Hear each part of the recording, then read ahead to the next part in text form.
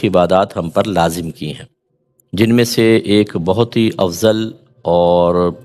پیسے خرچ کرنے کے اعتبار سے اور مشقت کے اعتبار سے بڑی عبادت حج بھی ہے۔ ہمارے بہت سارے مسلمان بھائی بہن حج کی فرضیت کے بارے میں نہیں جانتے، تو ان کو یہ نہیں پتہ چلتا کہ ہم پہ حج فرض ہو گیا ہے۔ پھر ان کو حج کی ادائیگی کے معاملات کا علم نہیں ہوتا کہ اس میں بلا عذر تاخیر کرنا کیسا ہے۔ بعض اوقات لوگ اس لیے حج نہیں کرتے کہ پہلے پیسے جمع ہو جائیں، ماں باپ کو حج کرواؤں گا پھر میں کروں گا، حالانکہ اگر اس کے اندر شرائط پائی گئیں تو پھر تاخیر کرنا گناہ ہوتا ہے۔ ایسی بعض لوگ کہتے ہیں پہلے بچیوں کی شادی کریں گے پھر حج کریں گے۔ وہ سمجھتے ہیں کہ شاید بچیوں کی شادی حج سے پہلے لازم ہے، اس میں بھی وہ تاخیر کرنے کی بنا پر گناہ گار ہوتے ہیں۔ ایک مسلمان کو چاہیے کہ ان تمام مسائل کو اچھی طرح سمجھے، اور پھر وہ خوش نصیب جو خاص طور پہ حج کی سعادت حاصل کرنا چاہتے ہیں، اگر وہ حج کا طریقہ، حج کے مسائل اور جو تربیت ضروری ہے حاصل نہ کر سکیں تو بعض اوقات حج کا ثواب ضائع ہو جاتا ہے، اور بعض اوقات حج کی برکات سے انسان محروم ہو جاتا ہے، بلکہ بسا اوقات تو بہت گناہوں سمیت واپس آتا ہے۔ لہٰذا حج ہے کیا؟ حج اصل میں مخصوص ایام میں آپ نیت کرتے ہیں، احرام پہنتے ہیں، اور دو چیزوں کا نام حج ہے۔ ایک میدان عرفات میں آپ ٹھہرتے ہیں، اسے وقوف عرفہ کہتے ہیں، اور ایک 10 ذوالحجہ کو آپ جا کے طواف کرتے ہیں جس کو طواف الزیارہ کہتے ہیں۔ اگر یہ دو کام آپ کر لیں تو حج آپ کا ہو گیا، یعنی یہ فرض ہیں اور ارکان ہیں، باقی جو واجبات ہیں ان کی نہ کرنے کی بنا پہ گناہ گار تو ہوں گے، لیکن دو بڑی چیزیں۔ حج کی فرضیت کے بارے میں اللہ تبارک و تعالیٰ نے قرآن عظیم میں ارشاد فرمایا وَلِلَّهِ عَلَى النَّاسِ حِجُّ الْبَيْتِ مَنِ اسْتَطَاعَ إِلَيْهِ سَبِيلًا، اور اللہ تبارک و تعالیٰ کے لیے لوگوں پر حج فرض ہے، ان لوگوں پر کہ جو راستے کی استطاعت رکھتے ہیں۔ اس کا مطلب ہے جن کو سفر حج کی طاقت حاصل ہے، جو اس کی استطاعت رکھتے ہیں، ان پہ حج فرض ہو جاتا ہے، تو اس کا خاص طور پہ خیال رکھنا ہوگا۔ اب وہ کیا شرائط ہیں وہ ایک مسلمان کو معلوم ہونی چاہیے، تو چند چیزیں میں آپ کی خدمت میں ذکر کرتا ہوں۔ پہلی چیز تو ہے کہ مسلمان کا عاقل ہونا، دوسرا بالغ ہونا، یعنی مسلمان ہونا تو شرط ہی ہے، کافر تو کر ہی نہیں سکتا، دوسرا عاقل ہونا، پھر بالغ ہونا، پاگل مجنون پر لازم نہیں، اور اسی طرح نابالغ پر لازم نہیں ہوتا۔ اس کے علاوہ پھر زاد راہ کا مالک ہونا۔ زاد راہ کا مطلب یہ ہے کہ آپ کے فلائٹ کا کرایہ، پھر فلیٹ وغیرہ، یہ جیسے گورنمنٹ کوئی آپ کو پیکج دیتی ہے یا پرائیویٹ حج کروانے والے پیکج دیتے ہیں، اس کے اخراجات آپ کے پاس موجود ہوں۔ اور اگر آپ گھر کے کفیل ہیں تو جب تک آپ غیر موجود رہیں گے، گھر والوں کو نان نفقہ خرچ کے پیسے وغیرہ بھی آپ کے پاس ہوں، تب آپ پر حج لازم ہوگا۔ خواتین جو ہیں ان پر بھی اس طرح اتنا مال جمع ہو جائے تو حج لازم ہو جاتا ہے، لیکن ان کے حج کی ادائیگی کے لیے شرط یہ ہے کہ ان کے ساتھ محرم ہونا چاہیے۔ یا آج کل ایک نیا قانون آپ دیکھیں گے کہ جی عورت بغیر محرم کی بھی حج کر سکتی ہے۔ ذہن میں رکھیے گا کہ شریعت ہمارے نبی کی ہے، کسی اور کی نہیں ہے، لہذا نبی کریم صلی اللہ علیہ وسلم نے واضح طور پہ بیان فرمایا کہ جو عورت اللہ تبارک و تعالیٰ اخروی دن پر ایمان رکھتی ہے وہ بغیر محرم کے 3 دن سے زیادہ سفر اختیار نہ کرے، جس کو فقہا فاصلہ اپنے اندازے سے کہتے ہیں کہ کم از کم 92 کلومیٹرز دور جانے کا ارادہ ہو تو عورت اگر تنہا سفر کرے گی، تنہا کا مطلب بغیر محرم کے، چاہے قافلے کے ساتھ جاری ہو، یہ شرعاً جائز نہیں ہوتا۔ ہاں، بہت بوڑھی خاتون اگر ہیں جو ضعیف ہو چکی ہیں اور غیر جاذب نظر ہیں، ان کے لیے گنجائش نکل سکتی ہے کہ احکام میں نرمی اور آسانی ہوتی ہے۔ باقی جوان عورت، ادھیڑ عمر کی عورت جو دیکھنے میں بھی جاذب نظر ینگ نظر آتی ہے، ان کے لیے شرعی طور پہ جانا جائز نہیں ہے، اس لیے وہ محرم کا انتظار کریں۔ اور عورت کے لیے حج کی فرضیت کے لیے جو رقم درکار ہے، اس میں عورت کے لیے مزید آسانی یہ ہے کہ اتنا اس کے پاس مال جمع ہو جائے کہ وہ اپنا خرچ بھی اٹھا سکے اور محرم کا بھی اٹھا سکے۔ جب اتنا جمع ہوگا اور باقی شرائط پائی جائیں گی تو اس پہ حج کی فرضیت کا حکم لگایا جائے گا۔ اچھا، یہ الگ بات ہے کہ عورت اپنا حج کا خرچہ دے، شوہر اپنا دے، لیکن عورت کے پاس اتنا مال جمع ہوگا تو اس پہ حج فرض ہوگا، ورنہ نہیں ہوگا۔ اسی طرح تندرست ہونا اور بینا ہونا، بینا کا مطلب آنکھیں اس کی ہونی چاہیے، نابینا پہ حج فرض نہیں ہوتا۔ تو گھر کے جس فرد میں یہ تمام شرائط جمع ہو جائیں کہ وہ حج کا خرچہ اٹھا سکتا ہو، عاقل بالغ مسلمان ہے، تو اور گھر اگر وہ کفیل ہے تو پیسہ دے کے جا سکے تو اس پہ حج فرض ہو گیا۔ اب اگر وہ تاخیر کرے گا تو گناہ گار ہوگا۔ اس لیے ہر شخص کو اپنا اپنا حساب و کتاب کرنا چاہیے۔ بعض اوقات بہو پہ حج فرض ہو رہا ہوتا ہے، بیٹے پہ ہو رہا ہوتا ہے، ماں باپ پہ نہیں، بعض اوقات والدہ پہ ہو رہا ہوتا ہے، والد کے اوپر نہیں۔ لیکن ہم چونکہ ان مسائل کو نہیں جانتے تو سال ہر سال اس کو ہم آگے پیچھے کرتے رہتے ہیں اور گناہ گار ہوتے رہتے ہیں۔ بلا عذر 1 سال کی تاخیر کرنا بھی گناہ ہے۔ اس پہ میں وعید آپ کو عرض کرتا ہوں۔ تو حج کی بڑی فضیلت ہے، اگر اللہ تعالیٰ موقع دے تو ضرور حج کریں، اور نبی کریم صلی اللہ علیہ وسلم کے اس فرمان کو ذہن میں رکھیں جو بخاری کا فرمان ہے کہ نبی کریم صلی اللہ علیہ وسلم نے فرمایا کہ جس نے حج کیا اور فحش کلامی اور گناہ سے اپنے آپ کو روکا رکھا تو وہ گناہوں سے ایسا پاک و صاف ہو کر لوٹے گا جیسے آج ہی اپنی والدہ کے پیٹ سے پیدا ہوا ہے، یعنی اس کے تمام صغیرہ کبیرہ ظاہری باطنی گناہ معاف ہو جائیں گے۔ اس لیے جب بھی آپ کے پاس یا آپ کے اندر یہ شرائط جمع ہو جائیں تو فوراً سے پیشتر ہمیں حج کرنا چاہیے۔ اور دیکھیں جو حج نہ کر سکے، بعض لوگ ہوتے ہیں سستی کرتے رہتے ہیں، اچھا کر لوں گا اگلے سال اگلے سال اگلے سال۔ ایک تو تاخیر کرنے میں گناہ، اور پھر اچانک موت آ جاتی ہے اور انسان دنیا سے رخصت ہو جاتا ہے۔ میرے سامنے کتنے لوگوں کا ایسا انتقال ہوا کہ حج کو وہ ٹالتے رہے اگلے سالوں پر اور اچانک موت آئی اور وہ قبر میں چلے گئے۔ ترمذی کی روایت ہے، رحمت کونین صلی اللہ علیہ وسلم ارشاد فرماتے ہیں کہ جو شخص ایسے زیادہ راہ اور سواری پر قادر ہو گیا جو اسے بیت اللہ تک پہنچا دے اور وہ پھر بھی حج نہ کرے اور مر جائے تو چاہے یہودی ہو کر مرے یا عیسائی ہو کر مرے۔ تو آپ اندازہ کریں کتنا سرکار صلی اللہ علیہ وسلم نے ناراضگی کا اظہار فرمایا۔ ابھی یاد رکھیے کہ جن میں یہ شرائط ہوں گی یہ کب دیکھی جائیں گی؟ ہونا تو یہ چاہیے کہ حج کے ایام کے اندر ہوں۔ حج کے ایام ہوتے ہیں جیسے شوال شروع ہوتا ہے نا، حج میٹھی عید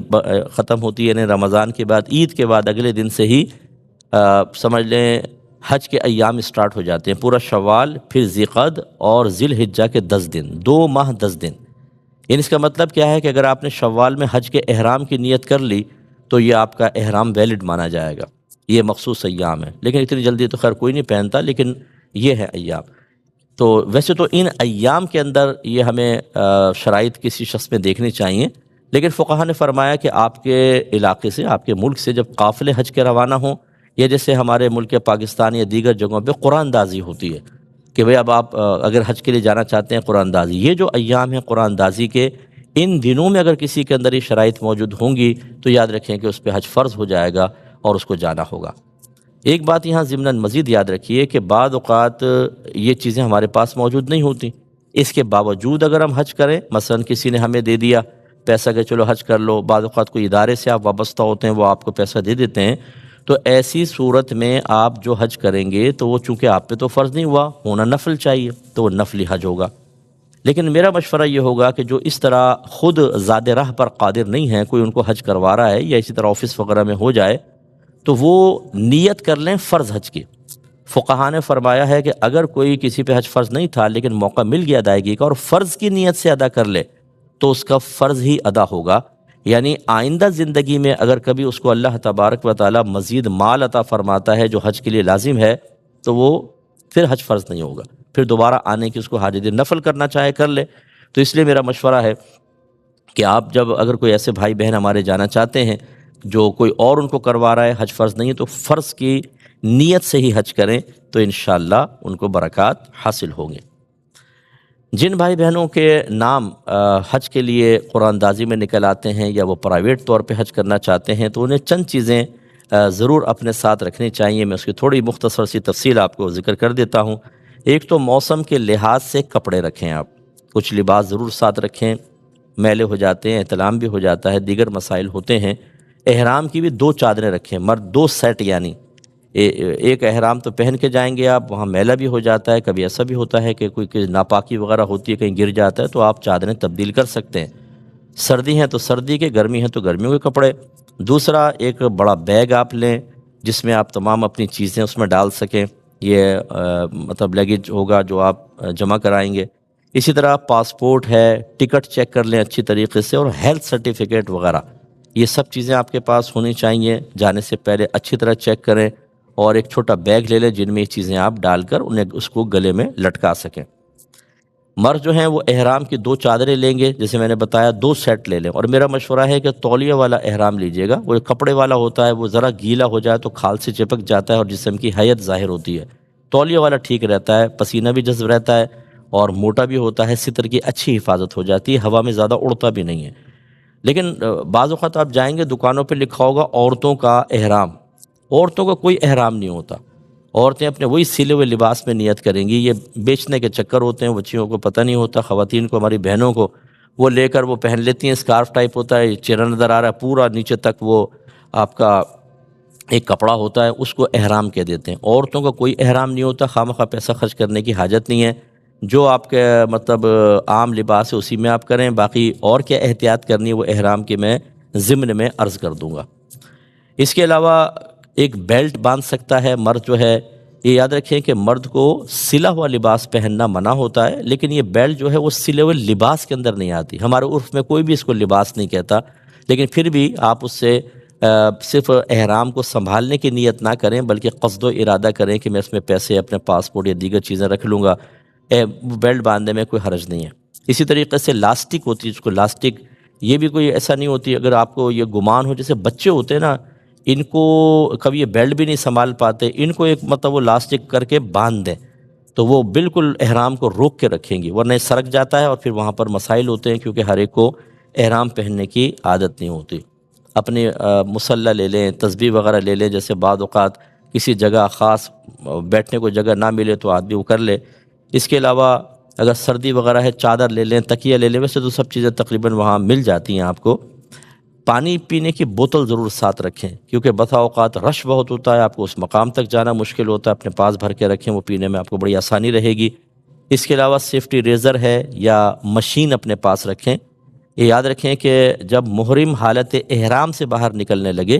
تو وہ اپنا سر بھی مونڈ سکتا ہے اور دوسرے محرم کا بھی سر صاف کر سکتا ہے، لیکن جب باہر نکلنے کا موقع نہ ہو، یعنی احرام کی پابندی سے باہر نکلنے کا وقت نہ ہو، اس سے پہلے اگر آپ کسی کو سر مونڈیں گے یا اپنا سر صاف کروائیں گے تو دم لازم ہوتا ہے۔ دم کا مطلب ایک بکرا یا دمبا ذبح کرنا۔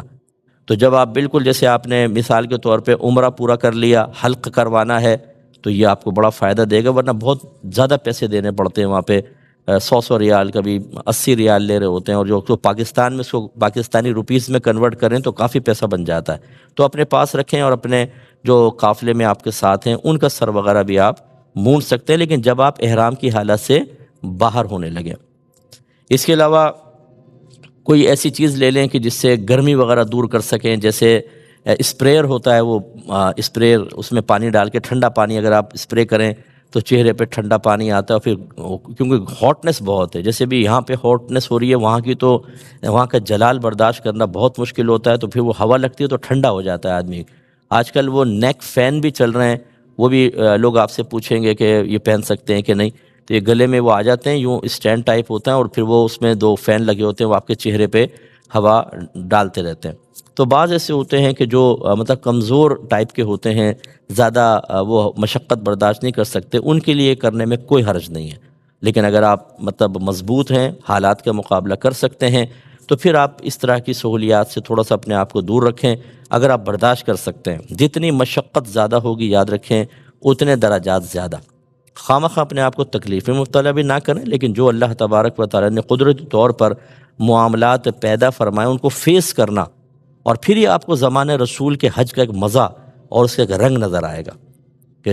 دیکھیں اس زمانے میں اونٹوں پہ، گدھوں پہ، خچروں پہ سفر ہوتا تھا، اور گرمی، دھوپ، کوئی آسانی ایسی نہیں تھی، پانی کی قلت بھی، وہ آتے تھے اور وہاں پہ حج کرتے تھے، تو اس کا تھوڑا سا رنگ حاصل ہو جائے گا۔ لیکن جیسے میں نے کہا کہ جو برداشت کر سکتا ہو، جوش میں آ کے اگر آپ کر لیں اور بعد میں کوفت میں مبتلا ہوں، پھر معاذ اللہ گرمی کو برا بھلا کہیں، یہ ٹھیک نہیں ہوتا۔ اس کے علاوہ تھوڑی سی گولیاں مخصوص چیزوں کی رکھ لیں، جیسے موشن کی تھوڑی گولیاں رکھ لیں ڈاکٹر سے مشورہ کر کے، اسی طرح نزلے کی ہیں، بخار کی ہیں، پین کی ہیں، جسم میں درد کی ہیں، سر درد کی گولیاں تھوڑی سی مشورہ کر کے رکھ لیں، کھانسی کا کوئی سیرپ، کوئی گولیاں، ٹیبلٹس وغیرہ رکھ لیں، کیونکہ وہاں پہ بعض وقت رش اتنا زیادہ ہوتا ہے، فوری طور پہ آپ کہیں جا نہیں سکتے ہیں، اس وقت آپ کو بہت یہ فائدہ دیں گی چیزیں۔ اس کے علاوہ مسائل حج پر کوئی کتاب اپنے پاس ضرور رکھیں،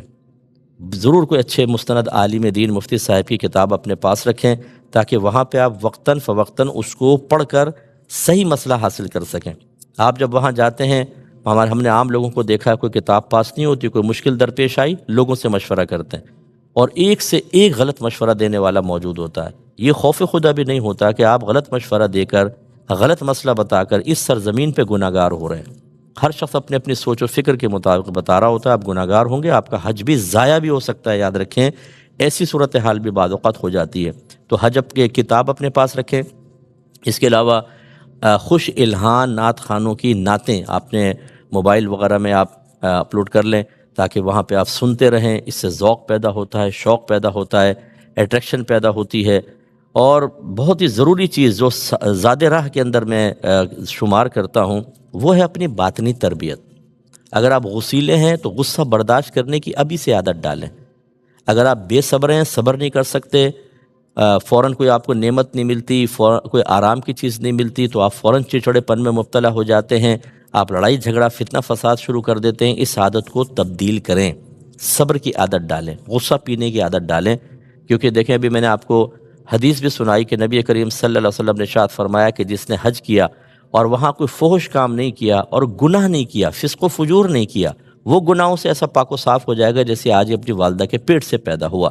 اس لیے باطنی تربیت بہت ضروری ہے۔ میں نے وہاں دیکھا ہے ماں بہن کی گالیاں بک رہے ہوتے ہیں، گریبان پکڑ رہے ہوتے ہیں، کس پر؟ بوٹی نہیں ملی، ہمیں آرام نہیں ملا، فلاں چیز بس دیر سے کیوں آ گئی، فلاں چیز کیوں ہو گئی۔ وہاں پہ آپ آرام کے لیے نہیں جا رہے،